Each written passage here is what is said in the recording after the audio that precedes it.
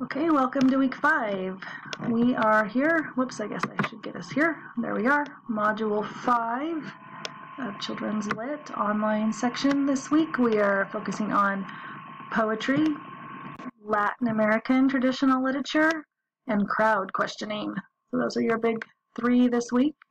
I just made a video that explains the crowd questioning. It's right here. See where my cursor is moving?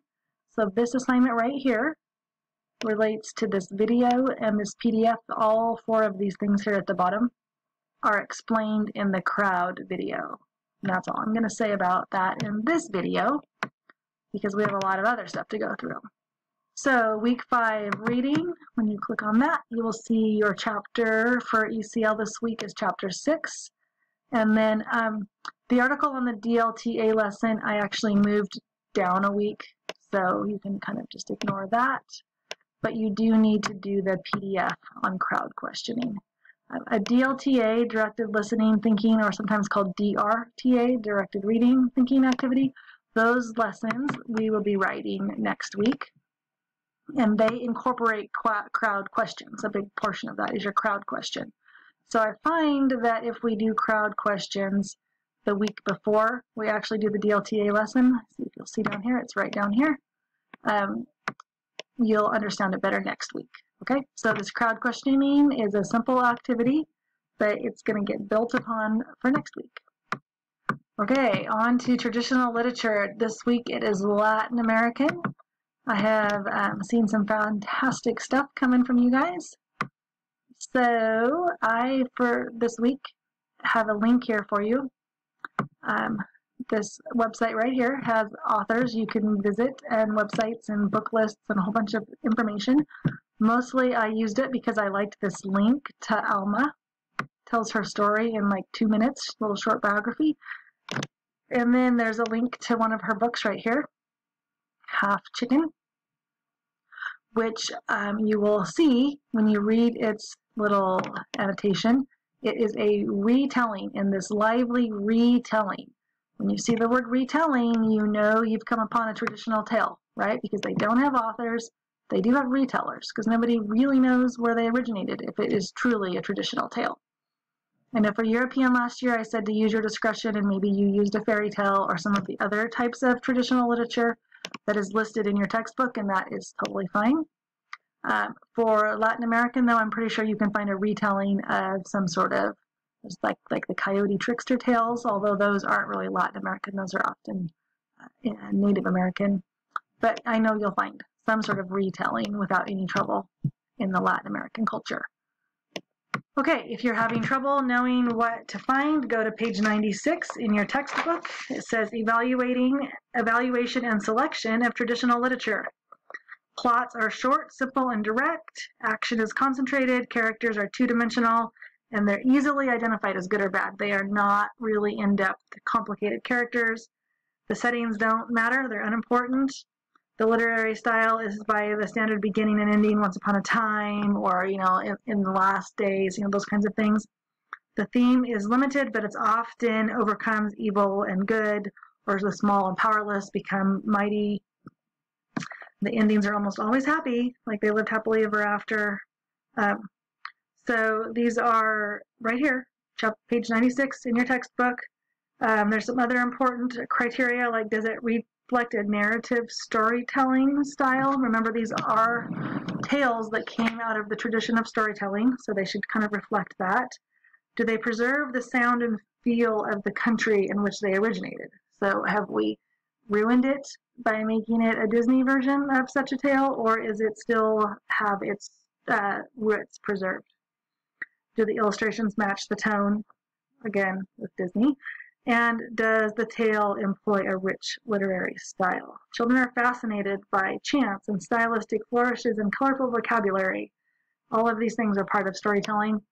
This is what you're looking for in your traditional literature. So if you're having trouble with that, I hope that little excerpt helped. But if nothing else, go to page 96. That's where I'm reading it. I could have made you a slideshow about that, but I decided you all had the textbook, and we would just go with that, okay? So then you're going to add to your slideshow your PowerPoint that you're already working on. I'm sure they're going to be fantastic in the end. if you're worried about yours, feel free to send me a link in an email and say, hey, can you take a look at this? And I'll let you know. It feels like you're on the right track. Also, remember you have a rubric. You can check it too if you're not one that's big on sending emails. Either way, this is an online class, so you make it work for your learning style or your, best way you operate. Okay, that's traditional lit. Then here's your check-in quiz. Exact same questions from last week about your blog post. I love your self-reflections. So you go do your poetry reading, do your analyzing of the text, your classroom annotation or your classroom activities, your short annotations, your reading reflections. I do want to point out, I feel like the one place you guys are missing the most on the rubric, this is the blog rubric. I'm sure you can't see that very well, but here it is. The reader's response. You have at least one idea to evoke a reader's response from students with the book or books. So for this, please use some of these guys. That's why I had you buy this book. It's excellent. It has great strategies in it. You don't have to reinvent the wheel and just pick one that fits. Give specifics, how you would do that. That is different from your classroom connection. Your classroom connection is listed in a different line on the rubric. It says right there, it's another way to incorporate the book into an activity or a lesson, not a worksheet, not something, from Teachers Pay Teachers. This is some sort of actively engaged type activity or read aloud lesson, something like that. So there's kind of two places where you should be addressing how students will interact with this book in your classroom, in your blog posts, okay? After you make your blog post, you click on the quiz right here, answer the questions about whether you completed different portions of it or not, and then you do a little reflection at the bottom, which is the part I'm loving. You guys are fantastic. You're like addressing things you think you can do better. I see that you're reading your classmates' blogs and getting ideas how to improve or things you might have missed. This is working beautifully. It's exactly what I was hoping for. And then I'll go in and read your responses and give you your points for responding, and that's that for that quiz. It's great. But this week, see there's another box right here, poetry blog and check-in. This week I'd like you to hyperlink the assignment is 10 points right here. The reason you get those 10 points is for putting the link to your blog there. Once in a while I'm going to have you do this through Canvas because it's easier for me to open my gradebook and make sure I'm checking my list of names against the blogs I'm looking at, because otherwise I'm trying to operate off of our Google Doc, as you guys all are trying to operate from, and try to make sure I'm like commenting and seeing blogs and watching who's, I can interact a little better through Canvas. So every once in a while I'm going to have us do a little check-in through Canvas, get a few points that way, super easy, you're doing it anyways. All you can do is add a hyperlink and get 10 extra points, and it makes my life just a little bit better. Okay, and then I need to upload a quiz still from the reading from last week, so I will get to that soon. It will be not due until Sunday, so I'll get that up here as soon as I can. But it's kind of a busy week because of your blog post, your crowd question activity, that extra video to watch, and your Latin American literature, and your reading. So I hope you're keeping up. Next week is fantasy and science fiction. So if you want to get ahead on reading, go to Appendix A and see what's required for your fantasy and science fiction reading module and go ahead and get started on that, because I'm guessing the poetry week won't take you as many hours of reading at all. So I would work ahead if I were you. After fantasy and science fiction comes realistic fiction and historical fiction, and then biographies, and then informational text. So, but those last realistic historical biographies, everything up to informational text, those can be time consuming because those are, chapter books, which can take a little longer depending on what rate of reader you are. All right, as always, email me if you have questions. So far, I am just thrilled with the way this quarter is going. I hope it feels smooth for you guys. It seems great to me. I love your work. I love your reflections. I love seeing you guys catch yourself with, oh, gosh, I know I could have made a better reading response if I just had more time, or I know I could have done better here or there.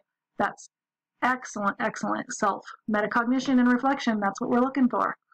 So keep up the good work, and I expect these blogs to just get better and better. I'm bragging about you guys all over the place because I love this activity. Okay, come see me if you're in Ellensburg and you need to see me. I'm there on Tuesdays. Kind of hard to catch because I've got all these classes, but just come track me down. Email me. I can Skype to you whatever needs to happen to help you be successful if you're having trouble with your blog. Also, email me and we could Skype in and look at some screens together, whatever we need to do. Okay, that's it. Happy reading. See you next week.